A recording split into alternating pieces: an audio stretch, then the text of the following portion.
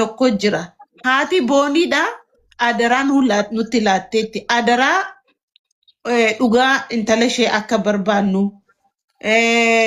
Akkasumas immoo qabeenya ishee qabeenya intala ishee karaa daddaame qabeenya ishee akka haati walitti qabdee eessa akka jiru maal akka jiru akka hundi keenya illee irratti hojjennu adaraa nuun jettee jirti. Imaanaa nyaatinaa nama imaanaa nyaatus waaqni nuun godhini gatii kanaaf hundi keessan irra dirqamatu jira. Anjedhaa kana haasee himee kana irratti illee haadha shubbee. Galatomaan baay'atanii ta'an illee hojiin ture badaa miidiyaa irraan turre har'a. Waan an xinnoo jechuu barbaadu rakkoo abbaa manaa ishee wajjin yookiin gurbaa hiriyaa ishee wajjin rakkoo jiraachuusaa ifadha. Maalifidhaa? Namni maatii isaa wajjin yoo ollalee koomantiin abbaan barbaade jecha abbaan barbaade waan barbaade du'allee maan ta'in namni abbaa manaatti dagata yookiin hiriyaatti dagata. Du'a haadha keellee du'a dhala keellee abbaa manaa gaarii yoo qabaatte hiriyaa gaarii yoo qabaatte isatti baay'isawee baay'ee iddoo isatti dagachuu dandeessa. Kanaaf arrabni namaa ituunni gaarii ta'ee fi ta'ee waan tokko ittiin fakkaatu ittiin jooy gooti ittiin itti qoostee dabarti. Waan mana kee keessatti abbaa manaan kee yookiin hiriyyaan kee yoo gaarii siif hin taane garuu biyyituu si faana jiraate nagaan kee boora'aadha. Gammachuun sitti hin dhaga'amu. Kuni waanuma ifa jirudha. Kanaaf rakkoo sababa adda addaa sababa isaan beeku garuu jaalalli yookiin immoo diigalteen akka hin jiraanne akka miidhamaa jirtu akka inni ishee faana hin jirre kuni beekamaadha. Maalifidha akka midhaasee jedhu isaantu beeka fi waaqa gaditti isaantu beeka. Garuu yeroo tokko namoonni aramaa ta'an jiru. Aramaa jechuun maalidha? Of danda'een guddatu guddatee ijaan godhatu. Garuu maalidha? Isa ija godhatu qancarsa. Dhugaadha. Warra akkasiitu gurbaan yaangiidha hisoo yaange baay'ee mucaa yaangiidha. Fammasaa yeroo sababa isheedhaan. Fammasaa jira guddachaa jira achi maaltu ta'a? Ijoollee warri baranii warri aramaa kun. Waggaa tokko hangafaa fi. Whatever it is. Jechuun hisoo yaangi ijoollee yaangiidha. Andasheetu fufurdaadha malee hin hangafaa jechuu gooti. I know. Jechuun yaangoo waanuma mul'atudha baay'ee ijoollee dargaggeettiidha jechuu gooti. Kanaafi tokkoffaa miirri isaanii mataan isaayyuu baay'ee warra hoote warra faayireejii warra akkasiidha. Kanarratti feemasiin kanarratti miidiyaa kanarratti even mootummaa miidiyaa biyya keessaatti illee interviyuu kun jechuun iddoo guddaa kennameera jechuudha. Sababa isheedhaan inni waan mul'atu waan qabatu waan qabatee dhiyaatu hin qabu. Sababa isheedhaanidha kan inni miidiyaatti dhiyaate. Even tiktookii miti miidiyaa biyya keessaatti kan inni mul'achuu danda'u fi sababa isheedhaan malee ani kanan godhe waan qabatee ba'u hin qabu. Ambaayizawee ituun ani tuun isa ta'e gurbaa kana ta'e mataattan ishee baadha. Maaliif hin jettani? Fakkeenyuma dubartii taate liistiroodha. Hojiin egaa akka yaada biyyaattan isin wajjin haasa akkasa biyya alaatti miti alatti qulqulleessituu ta'e siree fi qodaa dhiqi hojiidha nuuf kabajnee gammannee hojii keenya hojjennee gallee mindaa keenyatti nyaanna. Biyyatti garuu liistiroo inni maqaatti baasna hojjettuu manaa inni maqaatti baasna. Nama fakkeenya dubartii mataa ijoollee durbaa even du'a isheerraallee warri isin barachuu qabdan ijoolleen warri durbaa dhugaan isinitti hima.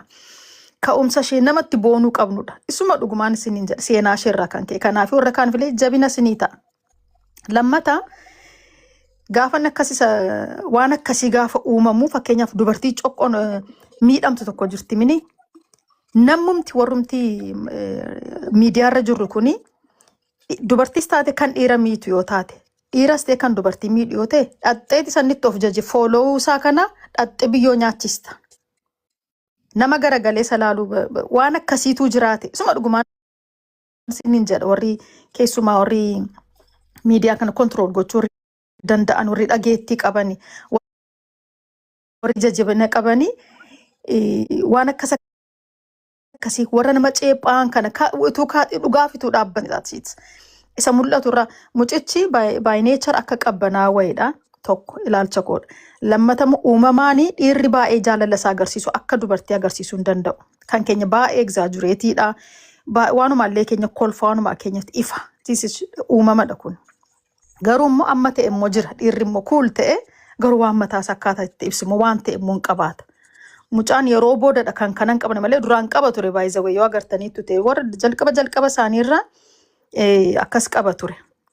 So kana ijoollee durbaa kan eegan jedhe booddee keessumaa daraa kan ishees akka jirutti ta'ee waaqayyo sin farada baay'ee seera gaafeennu akkuma keenya jarjartiidhaan seerri hin deemu seera miniire adeemsa mataa isaan qabaataa waan mataa isaan qabaataa inumatti deemamaa irra yaada. Wanta qabatamaa harkatti waan qabadhe illee qabaachuun baadhee wanta callisamu miti jechuufan maaliif inni tokko gaafa du'u maalidha backgroundiin isaa dhame amaluma seeraadhaan umatti deemaa jiru garuu akka keenya akkas jarjaree dafee wanta sababii malee nama qabee hidhuus waan akkasii hin danda'amu akkuma seeraatti waan gaafachiisuuf narra caalaa warri seera beektan jirtu. Kan ijoollee durbaaf daqiiqaa tokko kan keessattan fixu yaala wanta dhaamu tokkoffaa wal jaaladhaa rakkoon qabu. Garuu xinnoo ititu mi'a biqilu xinnoo hiddaa godhatu adda baabaayii mattoontoon godhe iji namaayyuu waan biraadha afaan namaayyuu waan biraadha baay'izawee dhuguma isa dhugaa yoo ta'e warri fageenyaan wal jaallattan immoo akka biyya Arabaa biyya Awurooppaa warri biyya jirtanii warri dhiira biyya be careful dhugaa of eegaa of mi'eessuu yoo barbaadde sagal bilbila haasa'aan waliin biizii of hin godhin sittiin fakkaatiin of mi'eessii dhageesse qarshii keen ergiinii dhageesse dhuguma si barbaadde sirraan citu warri biyya keessaa immoo dhaxxaniin ciisina jarjartaniin ciisina isirra akkasiisa la ituma lapheen kee sidhaatu ituma jaalala qabdu of qusadhu amalum yoo mi'aawu barbaadde yoo kabaja barbaadde dhugaan isin itti mala kanaafi kanadha waa'ee san namoonni arrabsanii bifaan arrabsan meejo isin funyaaniif ijaan funyaan shee funyaan maaloo hojjaan shee hojjaa lookoo soba inni isa fast food isa ammuma nyaatame moonto inni immoo fayyaafuu gaarii miti niire fast food hin minyaa'a malee fayyaafuu gaarii miti ati miidhaguu barbaadde yoo ta'e kabaja kee dheegi dubartiin kabaja shee dheeddu qallinni shee furdinni shee hojjaan shee bifti shee diiminni shee gurraachinni shee waan tokko madaalli keessan qabu ija dhiira durattan ija dhiiraattan sitti maan ofitta mana muukeetu dhiira sana maal jedhama hawwata malee isheen ofuma mul'isu sheema mul'isu sila dhaloon namaa isaaf eessa ga'a ture warra amma dhaloon namaa akkuma waan maashiniidhaan yaa'anii abeet miidhagina isgoo animmaa gudii man argamaa maaltu walawwal kee biyyatti deebi'uun jedhu waatu jira biyyicha bifa garumaan ija vaaliyuun qabu bishaaniin kaasu midhaan baranee beektu bishaaniin kaasu baay'ee rakkis inumatti naxxa buna baranee illee dhugaa namni hin bitu biyya keenya bishaaniin fuudhu ka daakuu meeqatti nanne bishaan nuuf hin fuudhu of mi'eessaa gad of qabaa miira keessan gaqqabaa isa caalutti baatu isa ulfina qabutti baatu isa sin nyaatutti hin baatanii suma dhugumaan isinitti sin caalaa beekee miti. Laphee keessan eegaa warri amantii ila waan barbaadde ta'e amantii qabaadha ila hunda caala kan waaqaaf lafa uume gubbaa jira yaa waaqayyo mee miira koo kana to'adhu edhimee gad jedhiiti kadhadhu in salphattu du'aaf siin saaxilu nama qunnama maal namni wajjin gaafa jiraatu baay'ee nama miidha keessuma jaalalleen kee akkuma sila jinabbaa manaa kee yoonni waasi godhe baay'inuma jireenya si jibbisiisa hojii si jibbisiisa